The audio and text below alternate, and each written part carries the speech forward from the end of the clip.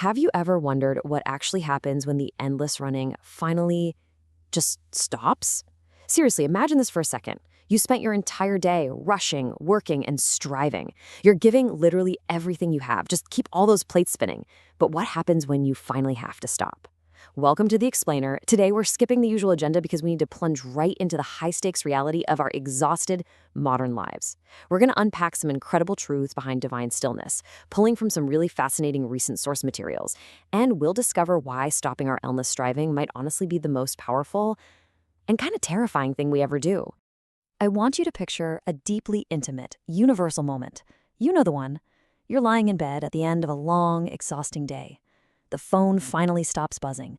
The warm light of the day has faded, and the world outside your window grows completely, utterly silent. But for so many of us, this isn't exactly a moment of peace, is it? Suddenly you're hit with this terrifying existential dread. The sources identify a deep, hidden truth behind this anxiety. We are terrified of stillness because it exposes exactly what we've been running from. It forces us to confront the ultimate mystery. What if I get quiet and he's not there? We're suddenly stripped of all our distractions, leaving us face to face with our underlying spiritual fears. So I want to offer a roadmap here, but also a vital warning about something far more shocking than most people believe. Ancient wisdom tells us, above all else, guard your heart, for everything you do flows from it. And we couple that with the famous command, be still and know that I am God. Now imagine lying in that silent room we just talked about, with a heavy heart and a mind that simply won't stop racing. The warning here is that if your heart is clouded by endless activity and fear, well, everything flowing from it is going to be clouded too. Stillness isn't just a gentle suggestion. It's a vital, exposing force that brings our absolute deepest fears right up to the surface. Which brings us to our first major point, the illusion of striving. Okay, let's dive into this, because this is where we really uncover our deep-seated vulnerabilities. It is so incredibly easy to confuse frantic service and endless motion with genuine faith and devotion. The sources reveal a profound danger here. We mistake our frantic busyness for actual faith. We fill every single pause in our day with noise and productivity. But why? Well, because we use this endless productivity as a literal shield. It's a defense mechanism to drown out our nagging doubts about God's presence. I mean, think about it. As long as we're in constant motion, we never actually have to face the terrifying possibility of his absence. We're using our busyness to avoid being vulnerable. And there's a massive misconception we need to debunk right now. The fantasy portrayed in a lot of popular media is that stillness is just passive silence. You know, like a quiet spa day where you just do nothing and feel absolutely great.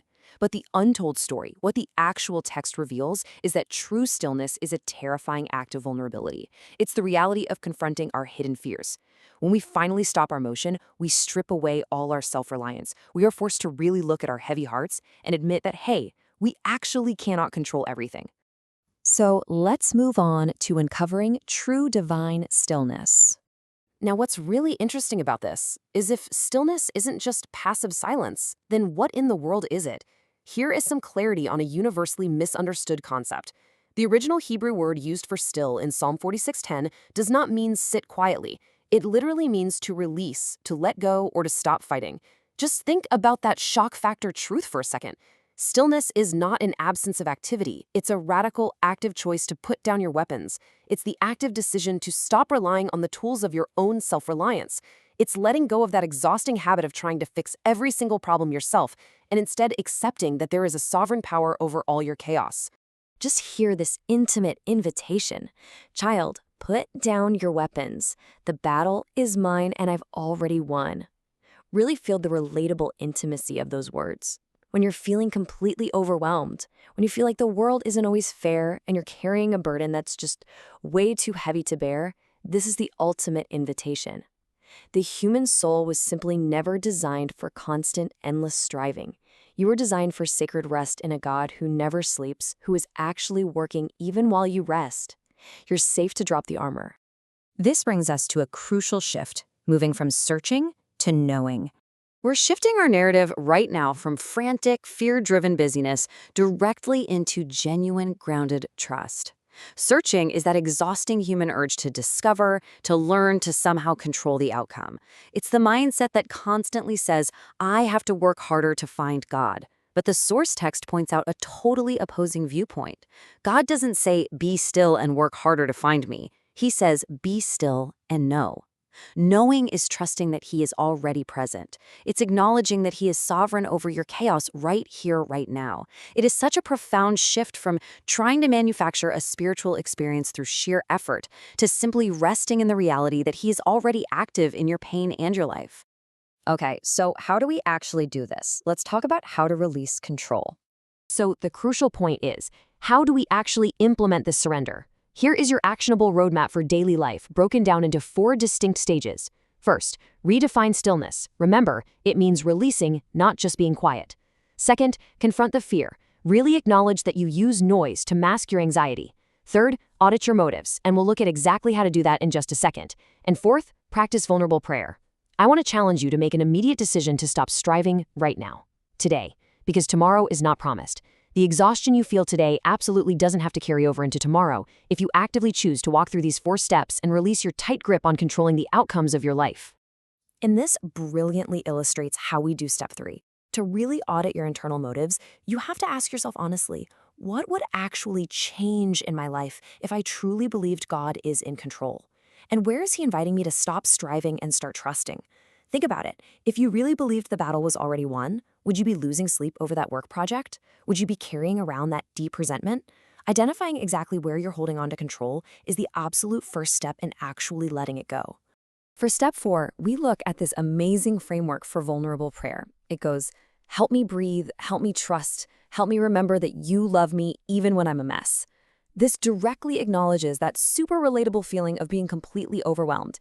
When your mind just won't stop and your heart feels unbearably heavy, intentional prayer is how you consciously choose to come to God. And listen, it isn't about having the perfect words. It's about coming to Him exactly when you feel like a total mess. This specific, highly vulnerable kind of prayer is exactly what invites God's peace to step in and quiet a soul that was never, ever designed to carry the weight of the entire world. Which leads us to our final takeaway. Choose sacred rest today. We've journeyed all the way from the frantic, fear-driven motion that completely exhausts us, straight to the undeniable, grounded reality of sacred rest. So I want to leave you with this final provocative thought. Where is He inviting you to stop striving and start trusting? Really look at your life, your relationships, your work. Where do you desperately need to put down your weapons? If you found value in uncovering these truths today, make sure to hit that subscribe button and tap the notification bell so you never miss an inspiring story or explainer just like this one. I'd love to hear your answers to that final question, so please share your thoughts and your own stories of faith in the comments below so we can keep building this amazing community of believers. And finally, if someone you know is just totally exhausted from endlessly striving, share this explainer with them. Be a light for someone who desperately needs some encouragement today. Thank you so much for learning with me, and I'll see you in the next one.